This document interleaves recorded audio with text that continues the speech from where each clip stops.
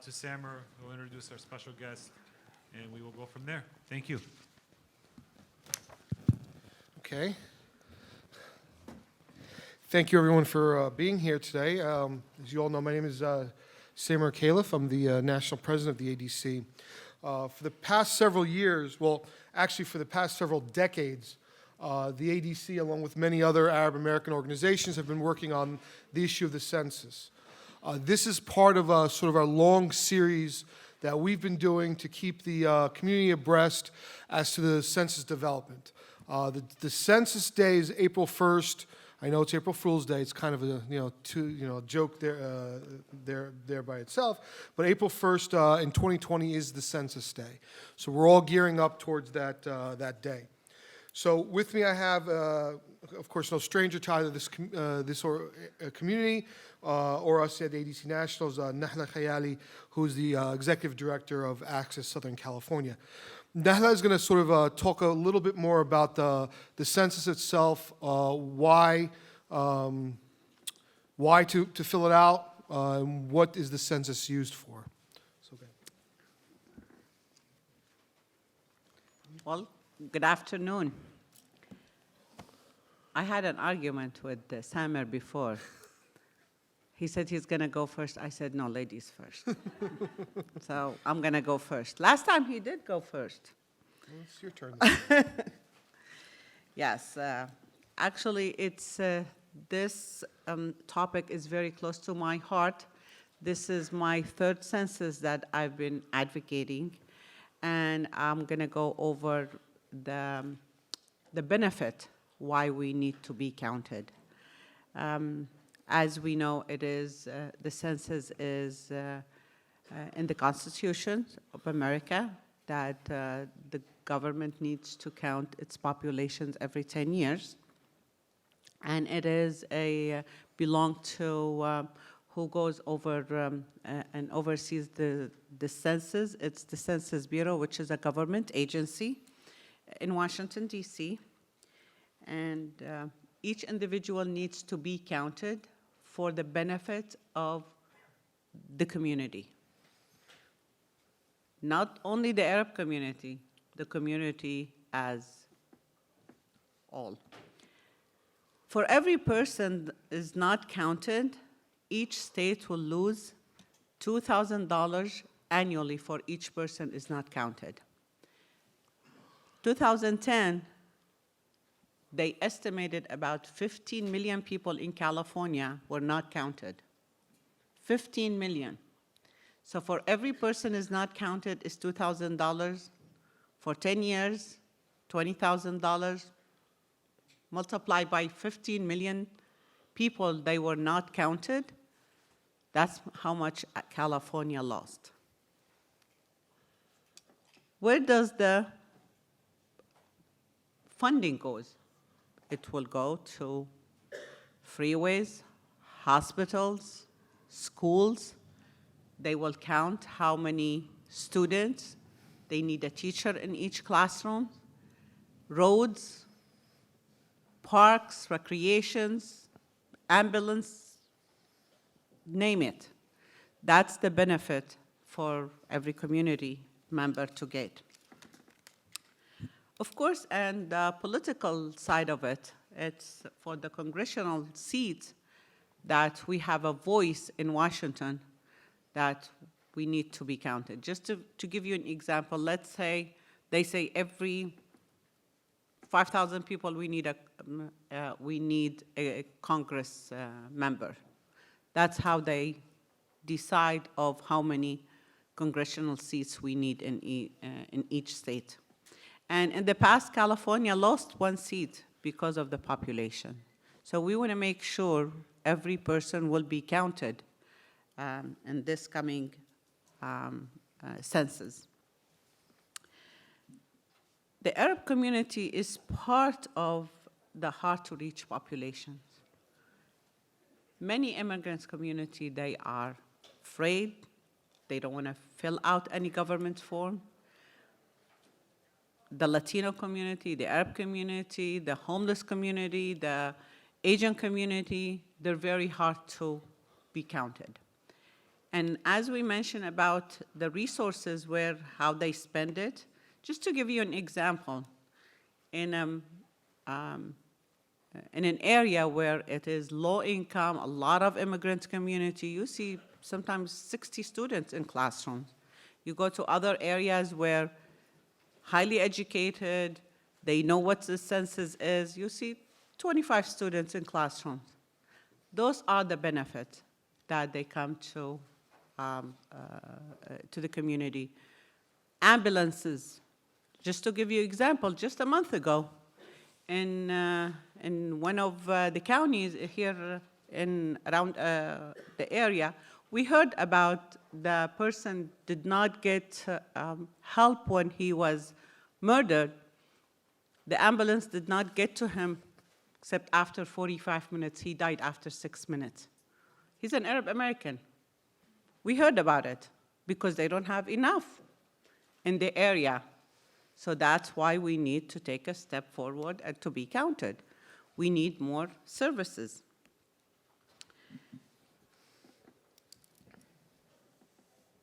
Each employee of the Census Bureau, they take an oath that they cannot share the information of anybody, not to CIA, FBI, ICE, not even to the president to share any numbers, or not the numbers, any stories about the population. Everything kept confidential, and everybody takes an oath. April 1st is the day that we all need to fill out the census form. And Access California Services here, we are the trusted messenger, and the Bureau been really trusting Access California, and they appointed us, and we got the funding. We hired people to do outreach and education to the community to make sure every Arab American are counted. And we are the organization to support and encourage the community to be counted, especially for the MENA population. How many of you lives here in Orange County? Please raise your hand. They say Orange County, we only have 90,000 Arab Americans. Do you agree on that? No. They say Westminster, Garden Grove, they don't have an Arab in there. Do you believe in that? This is the census website. That's why we are not been getting a lot of representations. When they search about Arab Americans in Orange County, they don't see us too many. So even public officials, they're not listening to us. They don't come to us. Why? Because we're not a number. We want to make sure we are a number. So everybody can listen to us and everybody will come to us. So I would like to share William Edward Deming. He is a professor, statistician, engineer. He graduated from Yale University, 1928. He said, "Without data, you are just another person with an opinion." Congresswoman Shirley Chisholm once said, "If you don't have a seat at the table, bring your folding chair." And that's why we need to be counted. We need to have a voice. We need to have equal opportunity here, that we need to be counted. So please encourage your friends, your families, your neighbors to be counted, and we need more funding for many of the services that California is losing. I always tell people, you know what, you might not be able to donate to any charity and you're low income, but you can bring $2,000 every year to your state, part of your charitable work. It is our obligations to be counted here. If you have any questions, Access California Services is here to answer. We're going to be having our door will be open to help the community fill out all the census forms. Thank you. Thank you, Nahla. We'll have a question and answer session after I kind of give my little talk as well. The one other thing I think that's important to discuss about the benefits of the census, especially here in California, has anybody, when you've gone to the ballots to vote, do you notice that on the ballot is not just in English, but is in Spanish, and in some places Chinese, maybe Korean, Vietnamese? Do you know why that is? Because it is part of the federal law that once you can prove that your population is significant enough, they will put that language onto the ballot. That's a good thing. The bad thing is there isn't a single ballot in the entire country that has Arabic on it. Okay?